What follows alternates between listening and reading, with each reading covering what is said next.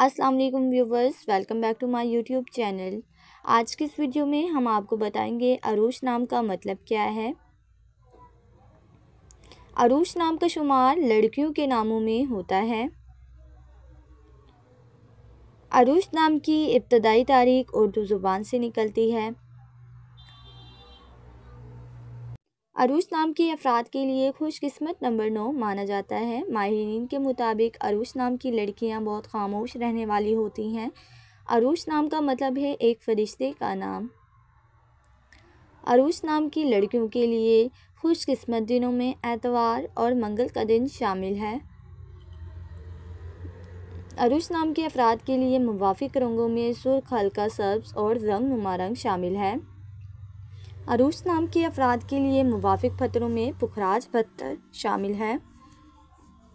खुशकिस्मती वाली धातुओं में हिंसों के हिसाब से तांबा शामिल है।